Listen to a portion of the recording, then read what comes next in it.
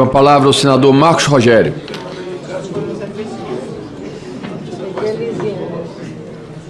Senhor presidente, senhora relatora, senhores e senhoras senadores, senhoras e senhores deputados, eu quero cumprimentar os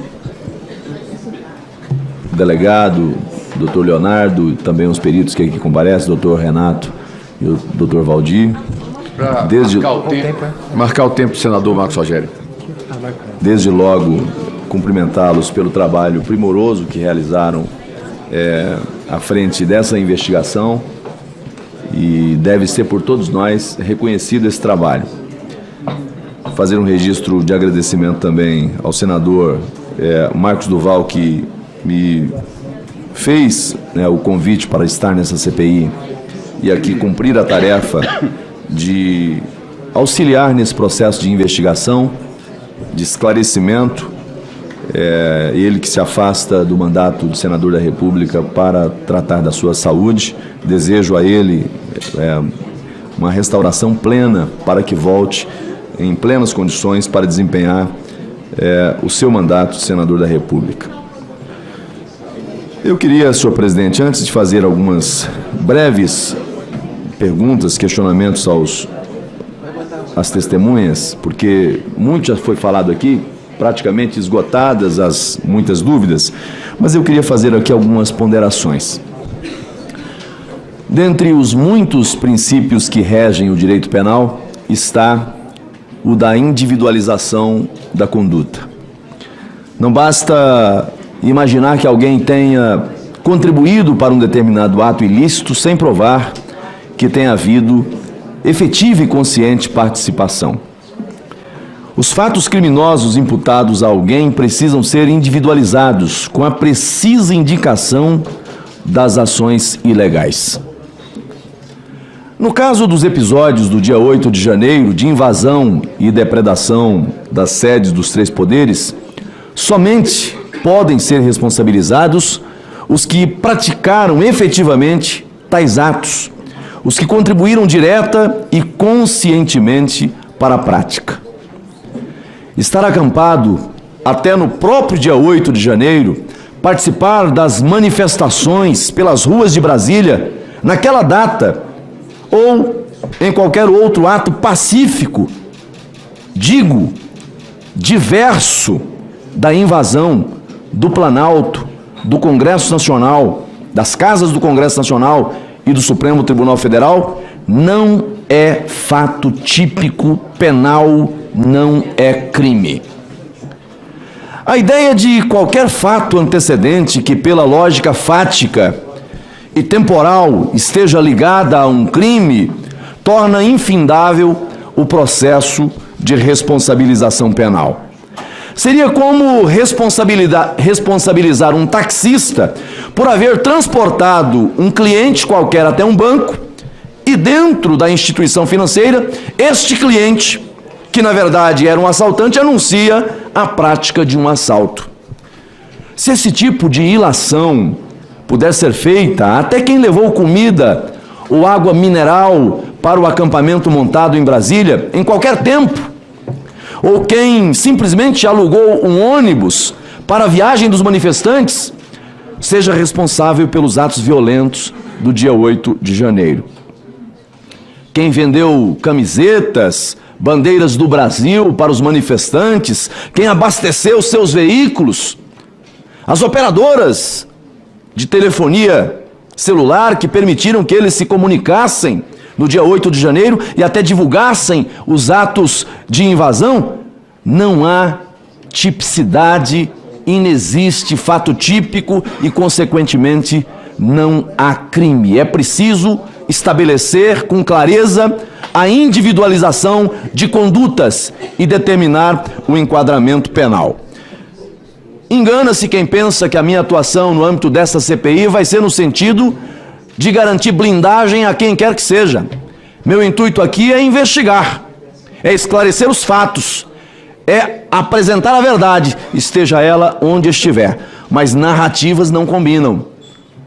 Há um depoimento previsto para o dia de hoje de alguém que é confessamente criminoso e que, portanto, já foi enquadrado, processado, condenado e está a cumprir pena. E todos quantos cometeram crimes devem responder pelos crimes que os cometeram. Agora, é preciso separar joio de trigo. É preciso separar quem é criminoso de quem não é.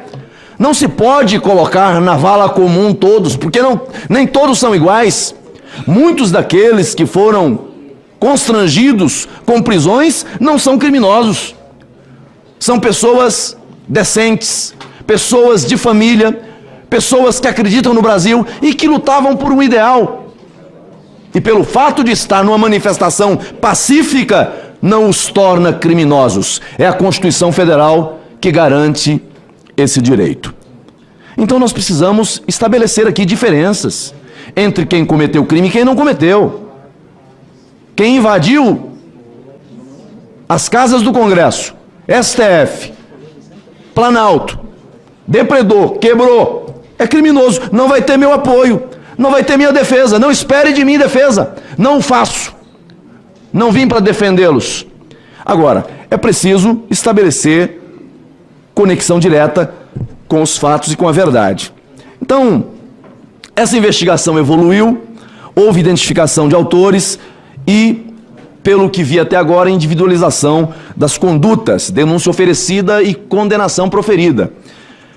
Pergunto ao delegado Dr. Leonardo, é possível afirmar que fabricação, instalação e detonação do artefato ou a preparação para era parte de um plano coletivo daqueles que estavam no acampamento ou era uma ação isolada desses que foram identificados? O que já está comprovado é a participação desses 3 indivíduos e os indícios apontam para a participação de mais alguns, pelo menos 5 outros indivíduos. Isso desde o início e para isso foi instaurado um novo inquérito. Agradeço, Vossa Excelência.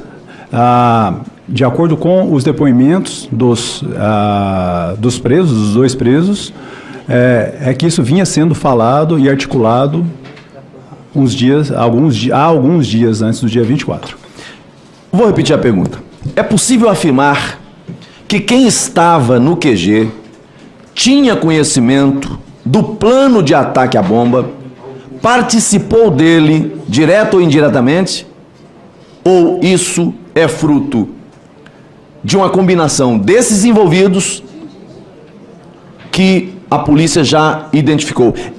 Eu estou repetindo isso porque a manifestação, o ambiente era composto por muita gente. Eu estou perguntando se isso era algo que quem estava naquele movimento tinha participação e contribuiu para esse resultado. Como eu já disse, nós investigamos fatos, né? Os fatos que foram apresentados para o DECOR, para a investigação, nós investigamos que foi a colocação da bomba, e nisso foram acostados aos autos algumas informações com relação ao planejamento que nós estamos apurando. Mas não foi alvo de investigação do DECOR o acampamento ou qualquer planejamento de outro ato. Então vou além na pergunta nesse ponto.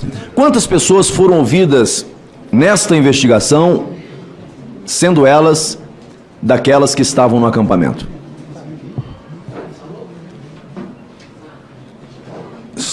Apenas os dois presos foram ouvidos.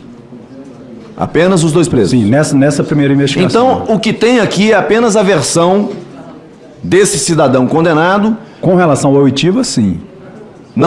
Outros elementos indicam a participação de outras pessoas que está sendo apurado no novo inquérito.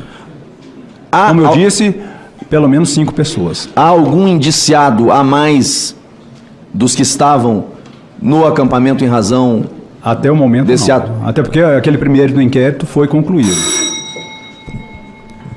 Senhor presidente, estou perguntando, fazendo essas perguntas, com relação aos demais pontos da investigação. Eu acho que os esclarecimentos trazidos aqui, já na apresentação inicial, foram absolutamente esclarecedores, não há que se questionar. Porque a todo tempo tenta deslegitimar movimentos que são movimentos legítimos, pensando situações pontuais. No passado nós tivemos situações análogas. O impeachment de Dilma aconteceu depois de manifestações que começaram no Rio Grande do Sul com o Vem Pra Rua. E nós tivemos no meio desses atos uma parcela chamada de Black Blocs, que era do quebra-tudo, mas deslegitimou o ato dos demais que faziam manifestações pacíficas? Não. O que nós precisamos separar aqui é quem é criminoso de quem não é.